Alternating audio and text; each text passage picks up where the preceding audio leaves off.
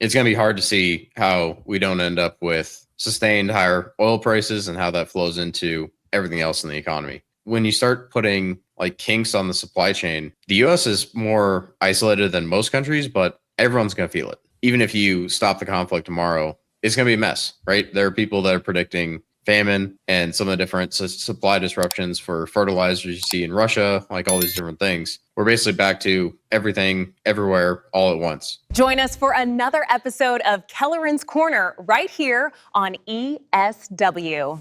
Hey, good morning, good evening, good afternoon, folks. It's V the Gorilla coming to you live on this edition of ESW Rogue News. And we have with us the man of the hour who needs no introduction, folks. I'm talking about Ben Kelleran. You can get him over at contrariancorner.com, contrariancorner.com. The links are in the description box. And also check out our paid sponsor, AlgoFactory.tech. Listen, oil prices up, oil prices down, dollars up, dollars down, markets up, NASDAQ selling off, NASDAQ's back. Who knows whatever the hell is happening? You need to take advantage of the ups and downs of the market and learn to trade like a hedge fund pro. Check out AlgoFactory.tech, where you can profit from the chaos. Chaos and opportunity is the same word in Chinese. If you don't know it, now you know. And if you ask somebody about Algo Factory, they'll tell you right now it's a great way to take advantage and learn not only how to trade, but to build the algorithms that trade on your behalf 24 hours a day, 7 days a week. And with that being said, also, guys, the majority of you, a lot of you that are watching right now, 60% of you, the numbers don't lie. The algos don't lie. They testify. And they are testifying to the fact that 60% of you do not subscribe and you just watch. I'm asking you right now, listen, it doesn't cost you a penny to hit the subscribe button. Hit us with a thumbs up. Leave a comment, good or bad or indifferent. Doesn't matter. It helps us out. And with that being said, gentlemen, good morning. Morning. How's it going? Good. Hanging in there, man. I can't complain. It's another day in the ghetto. The ghetto. You know what I'm saying? Oh, boy. That's Crack great. dreams, pipe dreams, eyewitness news teams. It's another day in the ghetto. The notorious B.I.G. May he rest in peace. And Well, if you don't know, Another day in Now the you know. news circus, it seems like. I don't know if you guys Yeah, talk about circus. What is the latest that is happening these days in the Strait of Hormuz? well, Well, I'll tell you this, Ben. We're going to let you start off. Of course, Ben. It's your your episode here, but V the Gorilla, you have some receipts, major bleeping receipts that you got to wave around here sometime during the show. We're going to get to that. V was right about something major, and it's happening as we speak, and it's related to everything Ben's going to talk about. So please, Ben, take it away. Yeah, well, there's talk about, this is the hard part with the news cycle and the amount of propaganda, fog of war, all these different factors. But there's talk about, we're maybe willing to come to a deal without opening the Strait of Hormuz, blah, blah, blah. And Hold on, Ben. Hold on. That's what you do when you win. You know, that's what you do when you win. You relieve all sanctions. You lift all sanctions, and then you leave the strait closed. We won. Did you guys ever watch that Kung Pao Enter the Fist movie from like 10? One of the 15 years ago? greatest martial arts movies ever. It's hilarious. It's a complete spoof of another movie. I think it's Fist of Fury. But long story short, they have one guy, and his master taught him that losing was winning. And he goes to go like a kung fu fight, and he goes, my fist to your fist style will win. And that's like where we are right now. Yeah. Well, part of this, like when I get into some of these different like videos I listen to, podcasts, whatever it may be, when I hear people talking about how this is 8D chess and there's some plan, and like it's obviously like whatever they're doing is obviously not going as they kind of mapped out a month ago, right? Whether it's the different like surveillance planes, was it the E3 Sentry or whatever? A couple of those got destroyed. You've got like some of the different bases are basically uninhabitable now. Like you see videos of it, and it's like, okay, that's not good. That's winning. And there's like now video clips of the carrier that had the laundry fire, right? And you I don't see know, but hey man, dryer fires happen, bro. On a made of metal ship. Yeah. Well, you look at the These like boys inside can't of that, just like and wash their drawers in a bucket and continue the fight. No, when you're the most advanced Navy in the world, man. Okay, dryer fires happen, bro. Okay, I've seen many stick houses burn down to the ground because of a dryer fire. Look, I'm guilty of leaving lint in the dryer. I don't know about you, Ben, but I am. It happens. Oh, we had a bird fly into the vent pipe, and the nest got caught with the bird, and it just got too hot, and we started to smell smoke like that. Maybe that's what happened. You guys think that happened on the? No, it smelled like chicken every time we went over your house. Yeah, no, it's just because we like fried chicken around here. Bird was a little shahed drone. My family is basically from parts farther south to parts of Africa.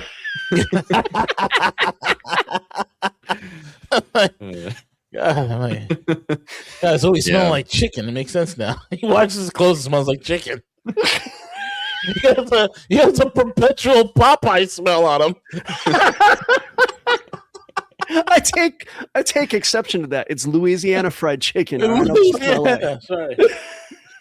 Go ahead, Ben. I'm throwing you off again. I apologize, bro. No, I apologize, man. It's all good for a couple laughs, but with some of the stuff going on, I just look at it and I wonder, okay, who is actually making some of these decisions? Because like there's talk about Iran's basically said to they're basically saying, yeah, don't send Kushner and Witkoff to negotiate. It's like, took you guys long enough. Like, come on. But when you see some of these different things happening, whether it's, we're going to do all this, but then at the same time, you see like the troop buildup that has happened. Like we're up over, I think, 50,000 troops, and it's kind of following similar patterns that we've seen in past conflicts where it's like, oh yeah, we're going to be sending in kind of the first teams, whether it's Marines or different groups first, and then it's going to build up pretty quick. When you see some of the like logistics and stuff happening, it's not I'm not certain there's going to be some sort of resolution here. I think there's a pretty decent chance that we see something here pretty soon as far as boots on the ground. And that's where, like, I was going back and forth with someone on Twitter. I basically said it would be the ultimate Zog move to take a 3-day weekend that's supposed to be Good Friday and Easter and all that, and go and put boots on the ground in the Middle East. Yep. So, yep. No, exactly. I mean, they closed the Church of the Holy Sepulchre. That's closed completely. It would, synagogues are open. I mean, it would be right up their alley to make an attack right here on the holiday weekend. Where people are worshiping. There's many Christians that live in Iran. Contrary to what people think, there's millions of Christians that live in Iran. There's, in fact, lots of Jews that live in Iran as well. They've been there for thousands of years. Too. There's like lots of Arabs. Absolutely. Iran's a very diverse, beautiful country, absolutely stunning. Very educated, great population of people. The Persians, they're not idiots. They're very smart. They're they're great fighters too. So, I would. Yeah, you're probably right, Ben. I mean, if I was a Zog, if I was a Zog member of the Zog, it's like an evil comic book villain group. It's like an evil team. I am members of the Zog. Kneel before the Zog. Kneel before the Zog. You guys. It'll be a great time to attack during the Christian holiday. Wait, say that again, V. It'll be a great time to attack during the Christian holiday. To be fair, I think they actually, under pressure from the U.S. government, opened the Holy Church of the Sepulchre. I don't know if there's because it was looking bad. It was like, oh, you assholes are really letting your face show. You're really letting the mask come off the face. Yeah, it's. Well, it's like there's a new headline too that what's his name, Ben Gvir and a couple other people are basically trying to put in the death penalty for people that haven't been tried, like a bunch of Palestinians. I think it's like they're basically planning to execute like 14,000 or something. It's POWs, I read. Yeah. But that's a war crime. You can't kill POWs. Well, if you're Israel, you could do whatever the hell you want. You could drop white phosphorus on a population. You could use depleted uranium rounds on a population. You could rape. You have the right to rape other men, combatants. You could do whatever the hell you want. It's carte blanche. To be fair, we did use depleted uranium in Iraq. So I heard. No. We did. There's no doubt about that. We're no better than the fucking IDF. It's a shame. I mean, we're slightly better, but my God, it's the IDF is literally the worst, most deplorable army in the world. You have some nut jobs in the U.S. Army that but for the vast majority, I think the U.S. Army we're made up of good guys, man. They're good dudes there. They're following orders, this and the other, but They're patriots at the end of the day. It's not like these cowards. What are these cowards doing? As soon as the missiles start hammering these idiots, what do? They're on the first boat out. They're on the first plane out. They're on the first camel. Whatever have you. They'll spin up a trailer real quick, get on top of it, and fly into the sky. I mean, if they could do it, they could do it. Well, to follow up on your point there, it's like I don't know if you saw this headline, but the good news is that if the U.S. does put boots on the ground, there won't be any Israeli participation in that operation. Yeah, absolutely. Because having, God forbid, you can't. Every chosen life is worth 10,000 of our lives. Always remember that. Well, yeah. I mean, we're I think the Talmud says that we're soulless animals. Golem, yes, absolutely. Golems, whatever. Yeah. Yep. Well, there's I mean, you keep going down the list of things that happen. It's like seems like every week there's a new signpost, and this is why I think we probably get boots on the ground. I think there's a lot of kind of flip-flopping on the actual headlines, but like when you see, they're hitting Iranian electricity infrastructure, and then Iran responds by hitting the Doha West desalination plant. That's like 40% of Kuwait's desalination. Didn't Iran deny responsibility for that? Yeah. So I think that actually may have been an attempted false flag. Yeah. That might have been the Israelis. I mean, I wouldn't be surprised, but Israelis, U.S., British, it's all kind of the same at this point, I think. Yeah, I was looking into that. I saw someone tweeting like, yeah, no, that was Israel. But I mean, TBD on that. That's part of the problem with like the fog of war stuff, where it's like you can read something, it changes in 2 days. Like it's really hard to kind of stay on top of everything. But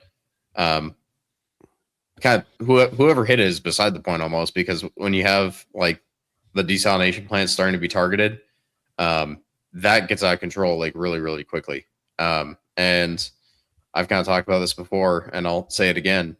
I think if you're kind of paying attention to what's going on, what is happening with supply chains, and I'll share screen here just for 30 seconds just to show you like the visualization of how this isn't just oil and gas.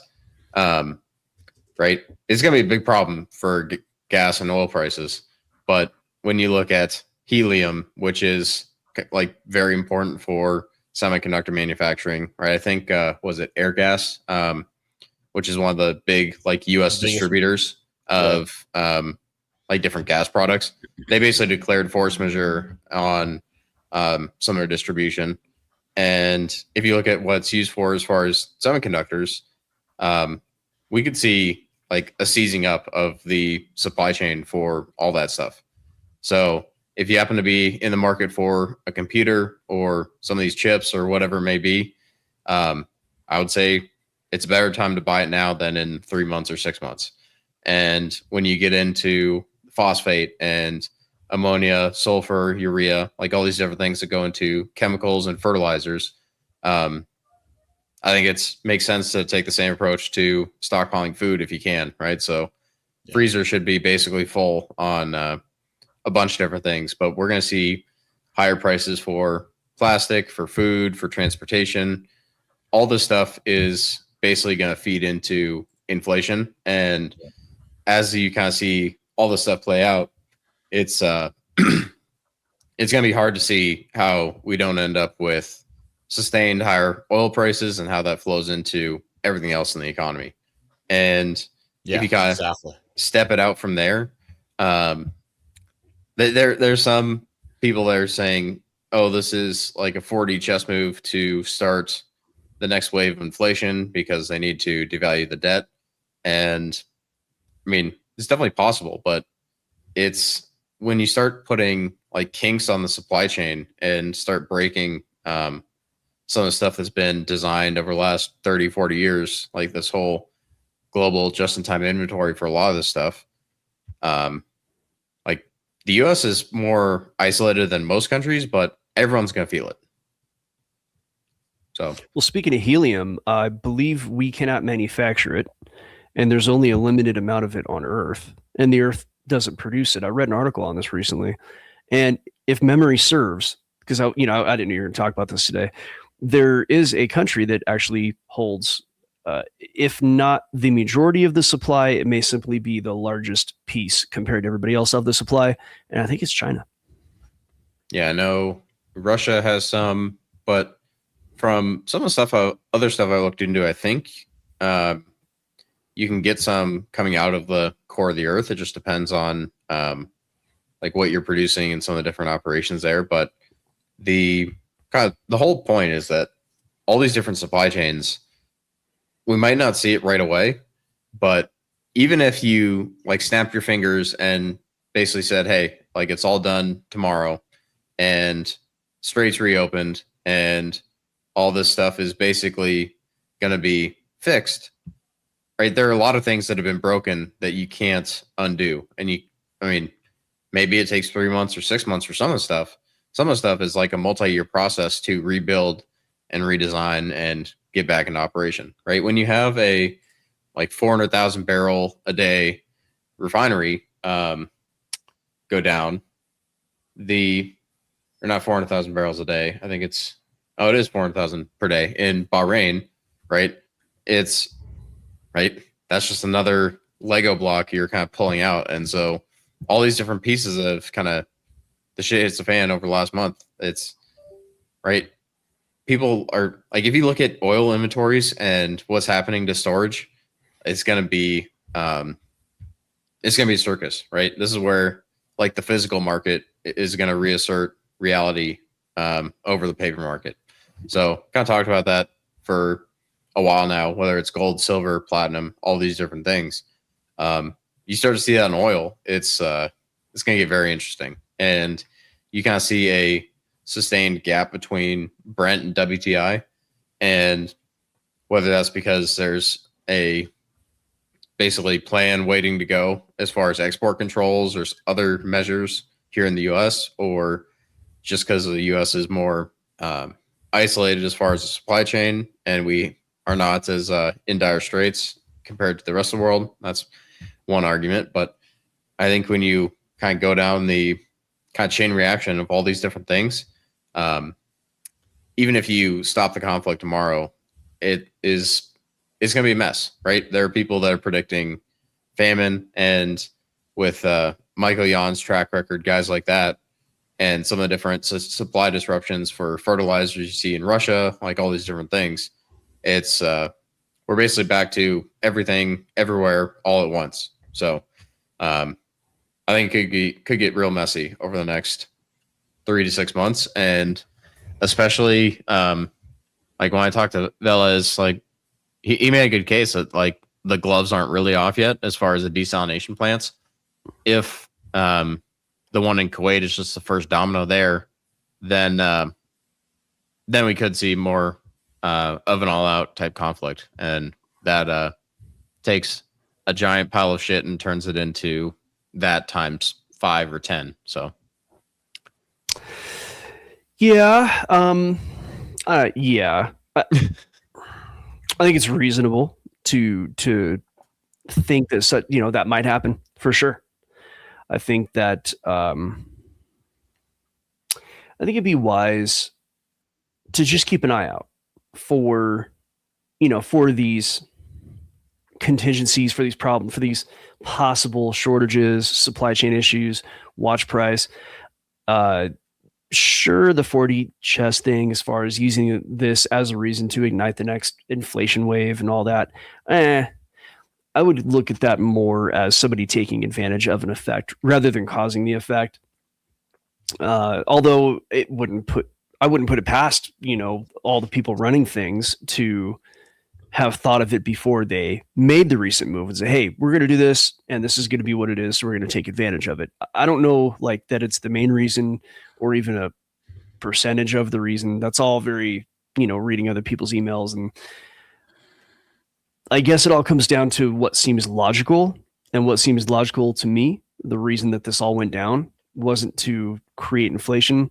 I think the reason it went down was because at this point, the power centers of the world, Israel's got a lot of power for its size, especially, and it has a lot of influence in the U.S. And after 10/7 and what's happened in Gaza, and I think just kind of what's coming to light with the way that particular group of people behave, a lot of people in the U.S. no longer want them involved in our politics.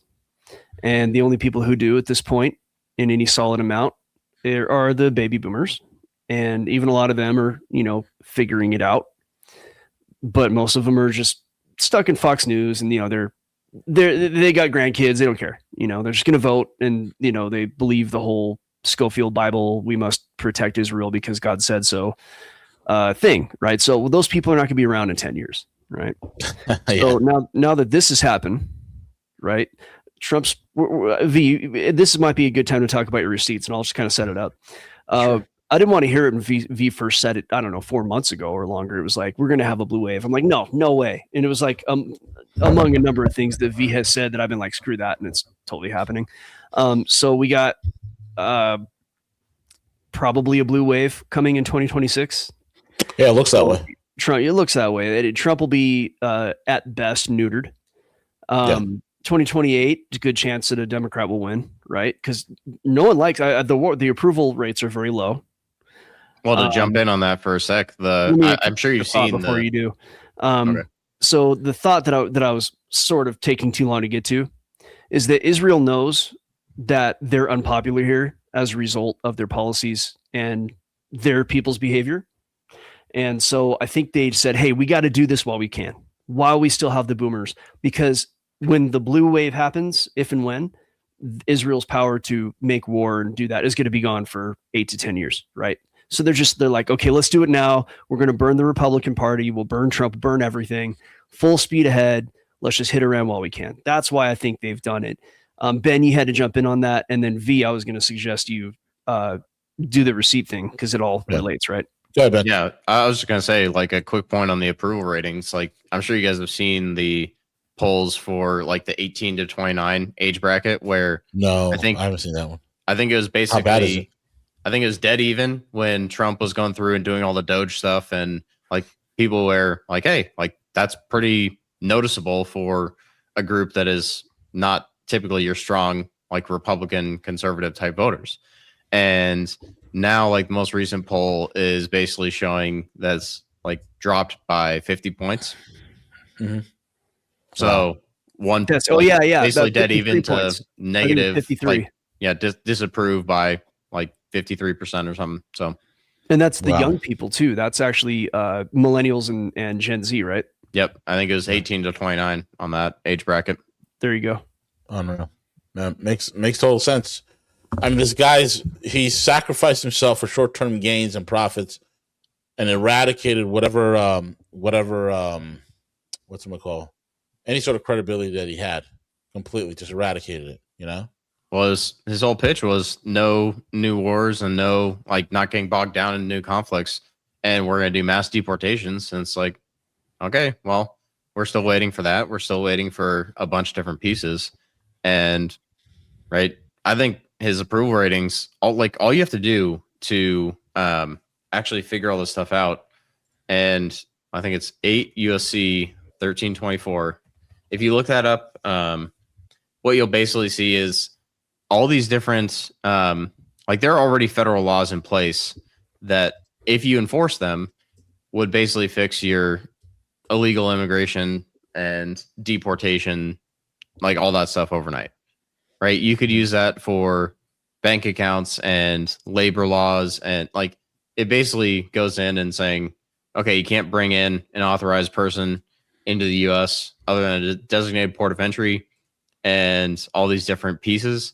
And penalties can range from up to 5 or 10 years, up to 20 years if the violation creates a high risk of injury or serious bodily injury, all these different things.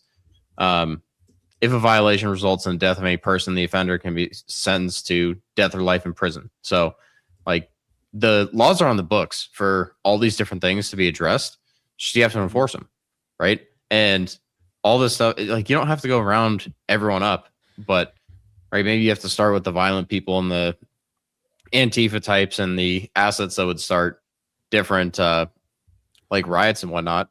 But as far as actually getting people out of here, all you have to do is enforce laws that are already on the books, right? You don't have to do anything new with the DOJ. You don't have to do anything new on like all these different legal bullshit tactic things that I think people are going to find out and just get tired of like having to wait for this stuff. So we'll see where that goes. But point is, like, all this stuff can be fixed, and it's just you have to get someone in there that has the political will to do it. I'm going to push back a little. I don't think there ever were going to be mass deportations. I think it's a fantasy. Yeah, I think it was to rile up the crowd and get everybody in, and then try to push whatever the real agenda through, which was the whole Middle East thing and whatnot. Maybe, you know. Let me make it simple for you. It was a lie. It was never going to happen, and let me tell you why.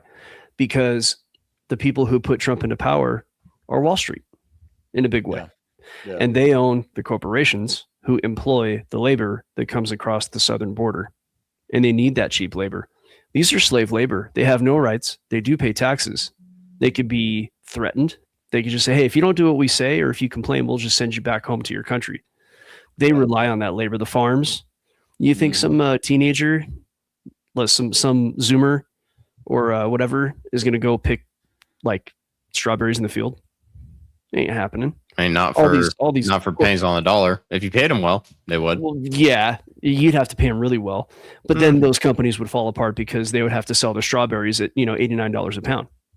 So the current model is set up for that labor, and taking that labor away would destabilize like our entire economy. It was never going to happen. I'll leave it there. Well, I think it would reset certain price levels, and certain things would get more expensive, but you'd actually have some different things that would happen that would be very good for the country long term. And you would have you're right that you would have deflation, which is good for poor people, but it's not good for the people who run the country. I don't know if you actually have deflation, though. I think you'd have wage inflation. I think you'd have a couple things where you could keep like the whole like the debt bubble and all these different things. I think you supposedly keep the plate spinning if you do all this stuff. But to your point, like I don't think the current system can do mass deportations. I think the people realize that it needs to happen, but you're not going to get it with our current form of government and definitely not with the current people in charge. Yeah, I mean, look, you take 10 economists to put them in a room, and they're all going to point in different directions. That's why I say you both are right. Yeah, it's you're gonna have the best of both worlds. I've been saying it for years. Stagflation. Yeah. You've been saying that for a while. Yep. That's the I think part of that's the playbook. I think there's what we are going to see is that a lot of these different supply chains need to get fixed, and by fixed I mean you need to have some of these different pieces come back closer to home, right? The whole globalization, just in time, like all these different systems, they're basically not. They're brittle in the short is a short way to put it. So, right, you have something like what's going on in the Strait of Hormuz. You have the COVID supply chain circus. You have all these different things, right? That's how you get the inflation that happened in 21, 22, and what I think is going to be the next wave of inflation. I mean, basically start today, like call my shot, whatever it is. Like on a real inflation rate, you're looking at, I think, 10% plus by the back end of this year. And whether that shows up in CPI as, it's 5%, 6%, whatever the number is, like, I don't know. I don't really care what the CPI says. So, but do we get like actual economic growth, or is it basically the stagflation side, like V was saying? That's the kind of question to wait and see on. Definitely. Well, stagflation is a prediction. V, you've been saying it for a while, but we had some other predictions, V, with regard to off ramps. You want to talk a little bit about that and wave those receipts around, and before we get back to Ben? This is what I said like a few weeks ago. I said literally that I don't know, 3 weeks ago at this point, right? I think it was Trump 3-4 weeks ago. I said like Trump has been told to go find an off ramp, and he's got about 10 days to do it. And if you notice that literally that night, from the day of that broadcast, that night is when Trump went live. He was like, yeah, the war is over. We're going to see if we can wrap things up, blah, blah, blah. And then since then, what have they been doing? They've been trying to find an off ramp. And I think right now, Cowboy, the what they've been saying right now is, hey, you know what? Even if the Strait is mission accomplished, there's a new regime in, and we can leave even while the Strait of Hormuz is closed, and it really doesn't encumber our business or our energy too much or too bad. And we're out of here. That's what they're trying to sell everybody right now. And it's exactly what I said it was going to be, because you've had some very powerful people who made those phone calls and be like, look, you're done. Enough of this stupid BS. We're done with the Zog. We're done with the Zionists. And, and I think those same people are the same people that also made those calls to Iran. And that's why Iran said, yeah, we're not going to negotiate with the great American Jared Kushner. Right?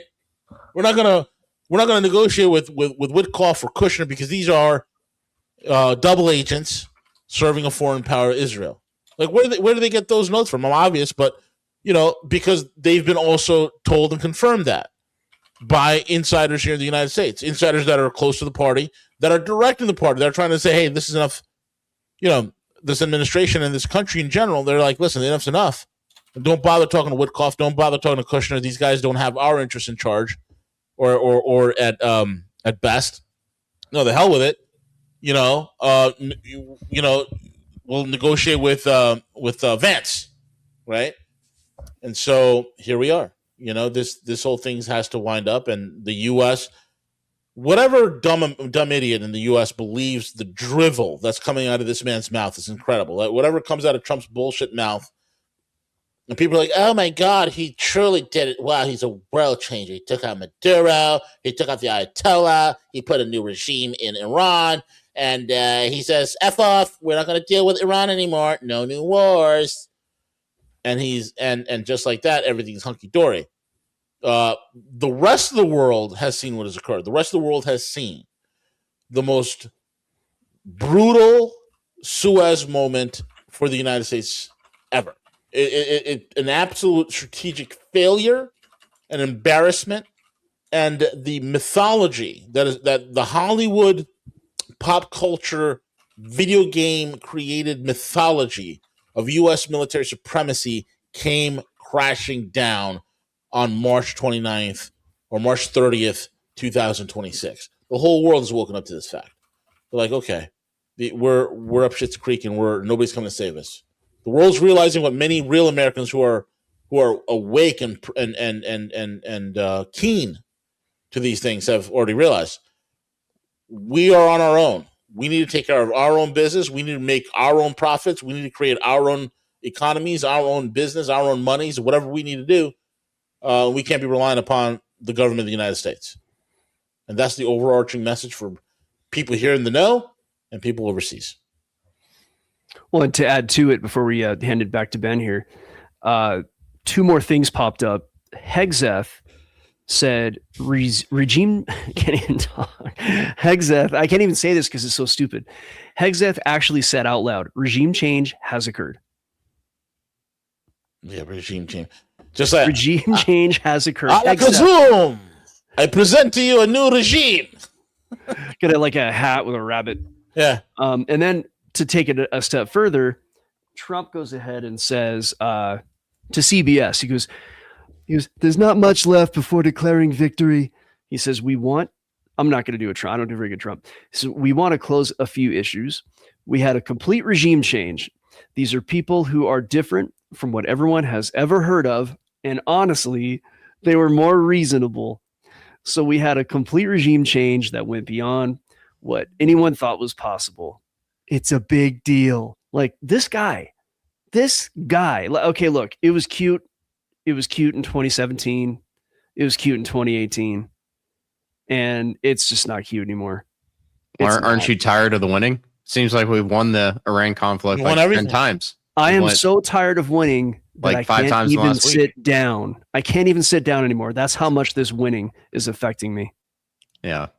Well, I guess the one silver lining is that Iran hits was it the Teva Pharmaceuticals plant where they make all the purity blockers? That's right. So that's good news. That's great news. Silver lining out of all this stuff. But what will the 7 genders of the Talmud do now? That's like I don't know. that's like book and verse. Yeah.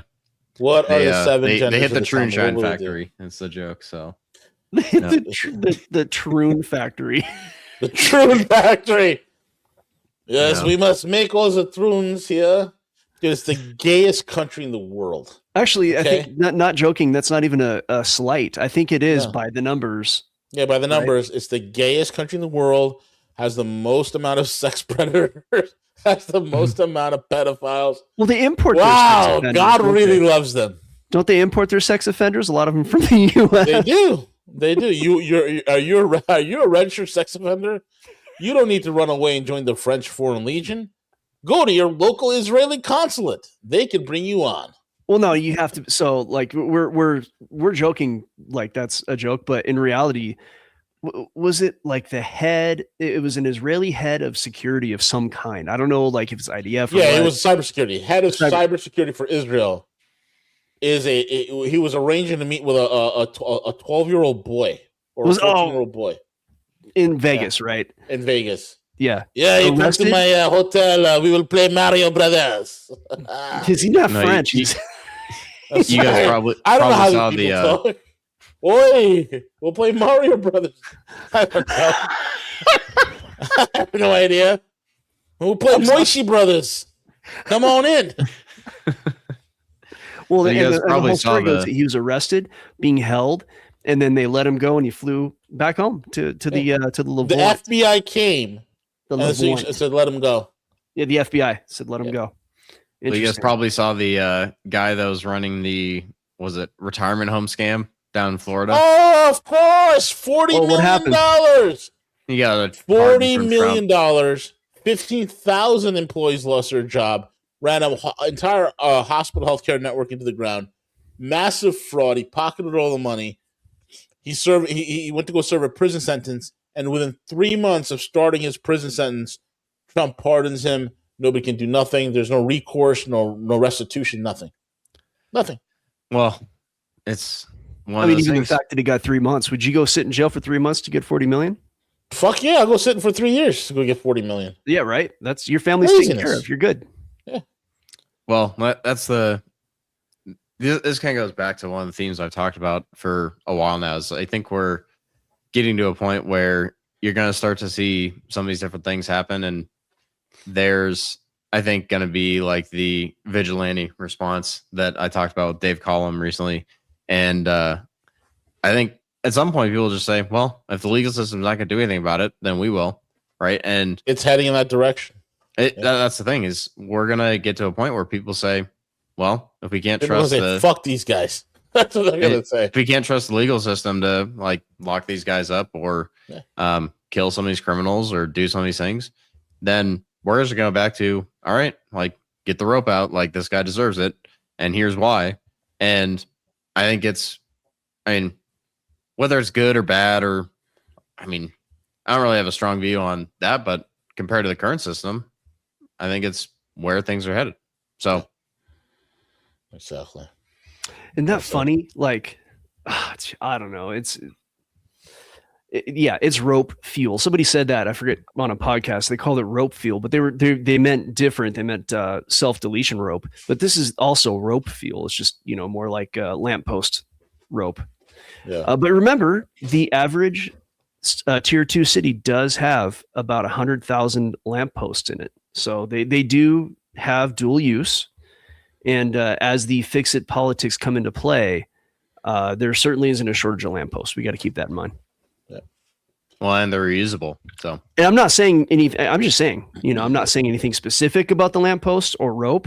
I don't know how those two things go together. It might be that we use the rope to hang signs on the lampposts. well, trees are usable too. So Trees, yeah, you can put trees. And those are plentiful. yep. Mm-hmm. Those are plentiful. No, Anywho. well, I think the big thing with all this stuff is what people are talking about, what is acceptable to talk about, has clearly accelerated, and I think we're kind of at another October 7th type moment where people are looking at the current situation and saying, hold on a minute, like, what are we really doing here? And you kind of map out where things could go in like 2 years by the time the next election cycle rolls around. Yeah. Right.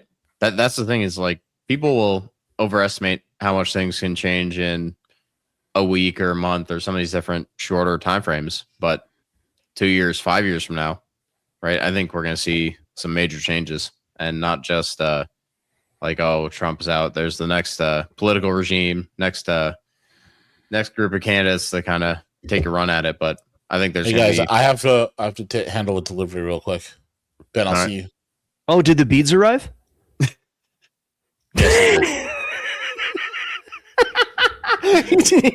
I'm out. Yeah, that's time to sign off. But yeah, no, I think there's enough things are going to happen, enough things are going to shift where it's a generational turnover, it's Overton window, it's all these different things, and I think people are waking up and learning some of their history and learning the standard version that we got in high school textbooks is not what actually happened with a lot of the events of the last 100 or 200 years. Yeah, I take this a lot calmer than perhaps some of my associates.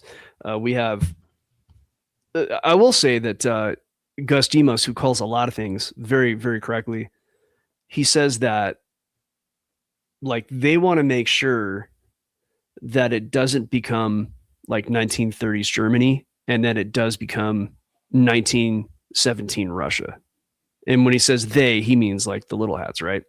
Who really have a lot of power in this country. Now, I don't know that they have enough power to do that. They may not. It depends on the people, whether we're awake or not. I don't think so. I sure hope you're right. But I'll put it to you this way. Like, I take a calmer approach to a lot of this stuff because none of it's really new. Like all the things that you read about in the Epstein files, that's whether or not like 50% or 20% of it's true or all of it. I don't know. Who knows, right? It's all just like computer graphics to us. It's all images on our phone. Some of it's verifiable. And even the worst of that stuff, though, in my opinion, has probably been going on since like the beginning of time, the hundreds, thousands of years, like people doing terrible things. The difference is we have the internet and we know about it now. Well, how long have Moloch and Baal and some of those figures been around, right? And that was an interesting point that someone made, is that it's like the timing of Iran burning like the Baal statue, basically effigy or whatever you want to call it, statue. Mm-hmm. Like that was a week or two before all this stuff kicked off. So I think effigy actually is a proper term for that, but yeah. That interesting that they should burn such a symbol and all of a sudden, I mean, maybe they knew it was coming and but I think you're right though. Like this stuff's been going on for at least hundreds of years. So yeah, and that's why I don't like freak out about it. Let me put it to you this way.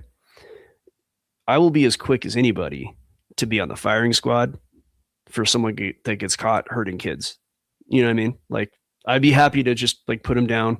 And honestly, I think a firing squad would be, for criminals, and if it's legally sanctioned. And I'm not like advocating violence that's extra legal. I think somebody will do extra legal violence if the government doesn't take care of it, but I'm not advocating it. What I am saying is that if I'd be very quick to help with putting somebody down like that. I have no love and I have everything, but for people who do those terrible things. But I think that we have to avoid falling into the trap of letting it consume our entire being, because I think that's also part of the psyop. I think it's getting people so upset about it that they're not doing what needs to be done, either to protect themselves or, it's sending people in directions that are useful to the senders rather than the people being sent. You get what I'm saying? Like, people, they won't work properly anymore. They fight with their family. You'll have people who want to commit violence, and then of course, that violence can be turned against them and against, it becomes a big, big mess. If you let those files and all that stuff in it, if you let that like consume your entire being, I really recommend against not spending too much time on that. But you know what? You're going to do what you're going to do. It's a free country. Yeah.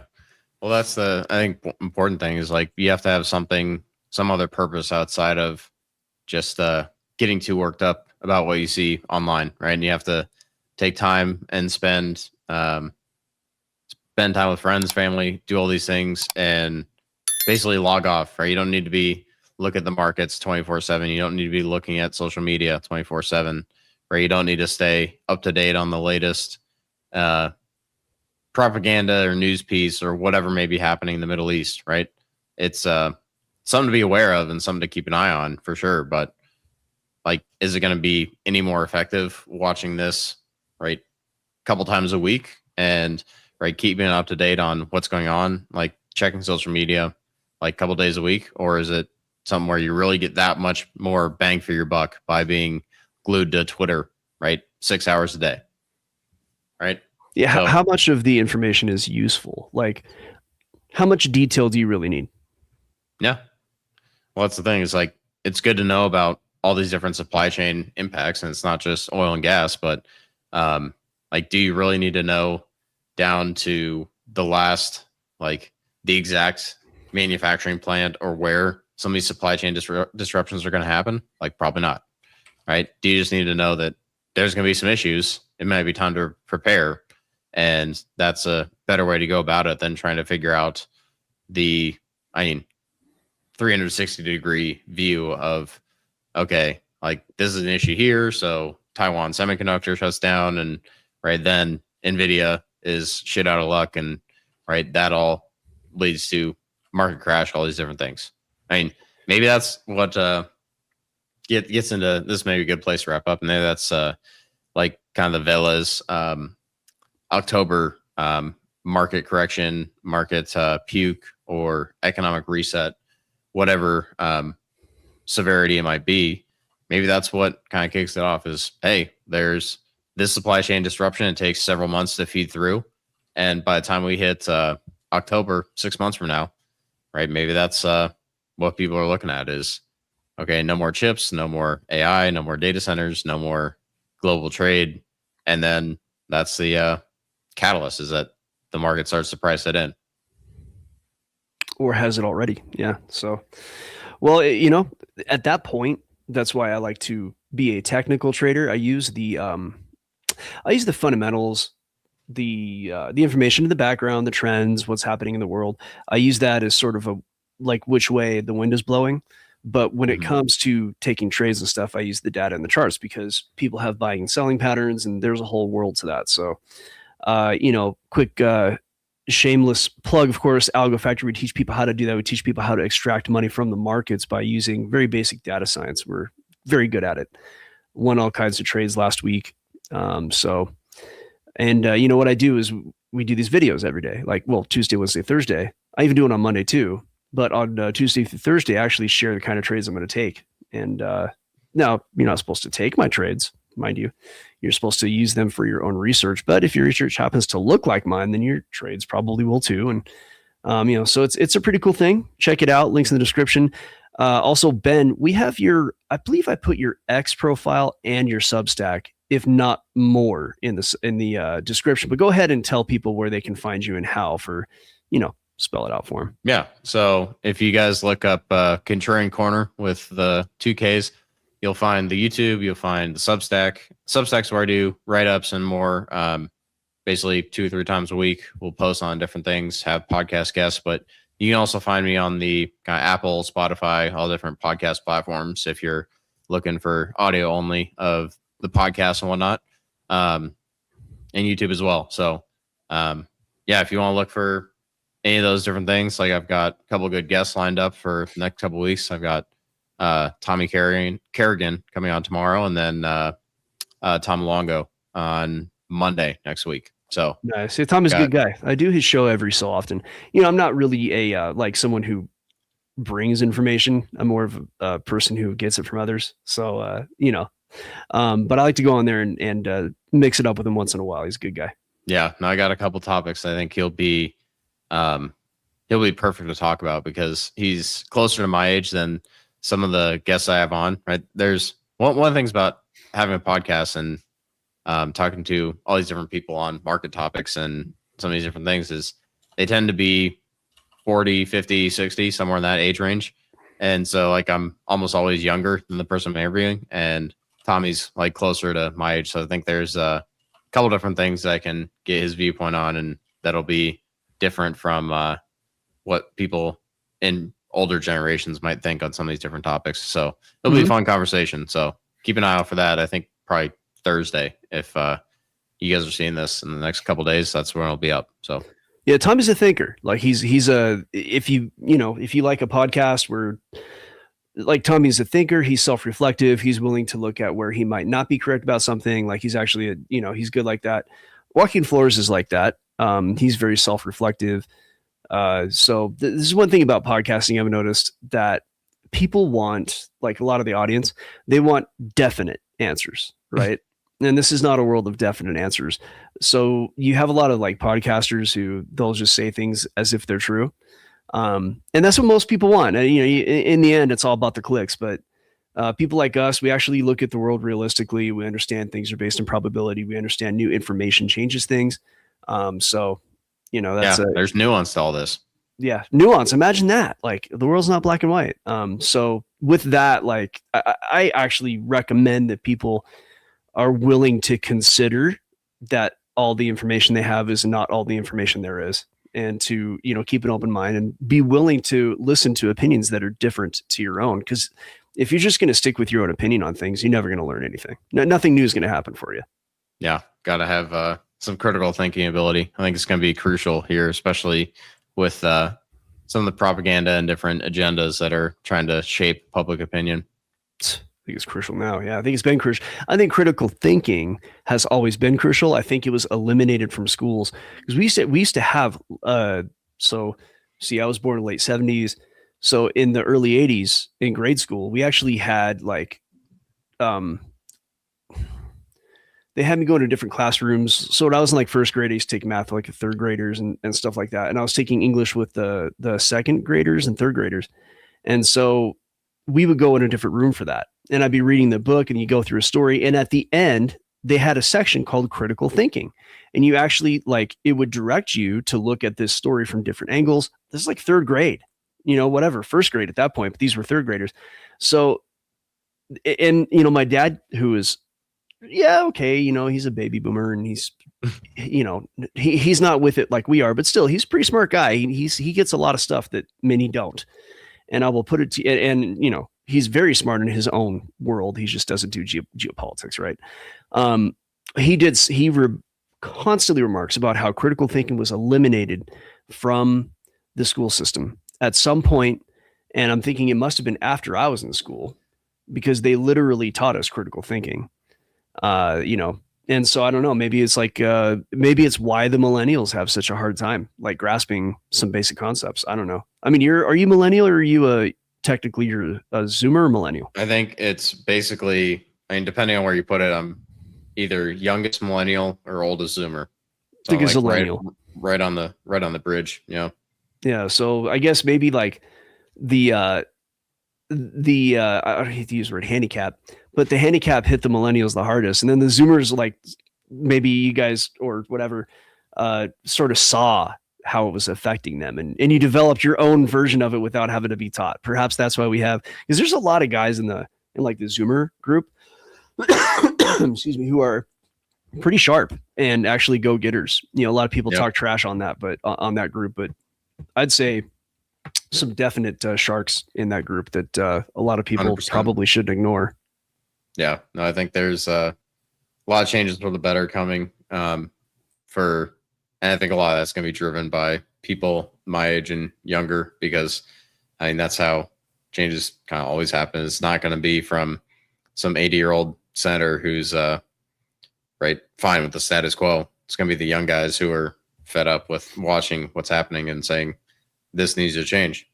Yeah, I think my generation's kind of cooked. Like I think we're better than the boomers. There's some boomer in the comments who got all really sensitive about me calling him, like saying bad things about boomers. And he's like, I'm a boomer, so F you. I'm like, dude, that's your problem. Like the fact that you're upset, sticks and stones, dude. Like, fine, go be a good boomer. Like, why are you so upset? Like, do you know how many times like I've heard like millennials are lazy and Zoomers are lazy and all these different things? It's like, it's just, Yeah, okay, maybe they are. You can react to it and you can get all worked up, or you can just say, look, I'm not, that doesn't strike me. Like, so I don't like get all worked up about it. Like Gen Xers, when it comes to the whole like generational conversation, it's almost like I don't know, what are you going to say about them? There's not like a stereotype or like cruise like boomers on cruise ships or like any of these different things, but like I don't like we have jobs and we work and okay, so we drink hose water and rode our bikes outside. Okay, fine, that's all great, and it's true. Yeah, but it's funny. Yeah, that whole conversation is funny, and the fact that people take it so seriously and get offended and like, dude, shut up. The fact that you're offended is the problem. Like, just so you know. Yeah. No, I think that's a big part of this is maybe the last topic I'll get onto, but the thing with the generational divide, it's real, but the fact that we can't like move some of these things where it's just an open and honest conversation, I think is part of the problem. And right, no matter how much propaganda or narrative fuel is put on it, there's going to be differences between different groups of people based on when they grew up. Yeah, right? Imagine that's just like a fact of life. And I think there's certain things that have happened that exaggerate some of that stuff, but I don't think we can fix some of these problems without being fully aware of what it means for the different generations, right? And the solutions might not be like, you might not be all that excited to hear that Social Security is going to disappear or some of these different things, right? But that's kind of what needs to happen on a lot of different fronts. So it's a sad deal. And Tom Luongo did a good segment on that where he said if he was allowed to opt out of Social Security and take his money and just invest it in the SP 500, he'd have like millions. So in essence, what they've done was they've robbed us. Social Security should have been a choice, right? But it doesn't work that way when you want to run a socialist country. And we, at this point, are as socialist as just about any country out there. Yeah. And it's like people saying, oh, we don't have UBI. It's like, well, we have UBI for certain groups, right? For the UBI for corporations. Quality Learning Center, or like some of these different welfare handouts. Like, is that not UBI, right? And the corporate tax breaks, handouts, all these different things. Like, that's no different, right? It's just a different name, different label, right? Mm-hmm. So, yep, different, and it's segmented into different groups. That's what V's thing. He's been saying it for years. The rich have a hustle, the poor have a hustle, the middle class don't, right? So you got to have a hustle. That's why we push things like Algo Factory, and there's other stuff. ESW's coming out with some stuff.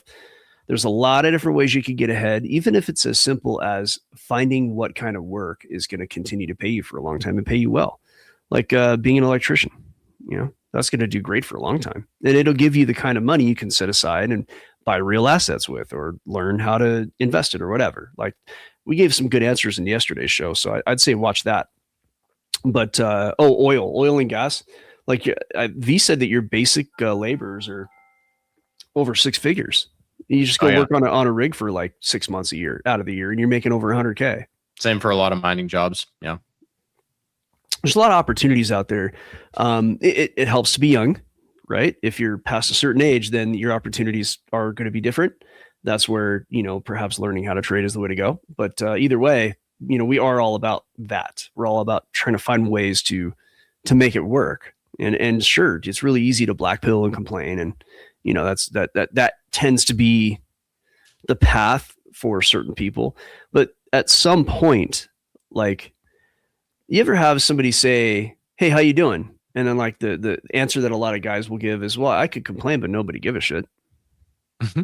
Like, the only time anybody cares about your complaint is if they have the same complaint. Otherwise, most people really don't care, So if you got to complain about this group or that group or little hats or whatever, just understand that like no one really cares except for those who care along with you.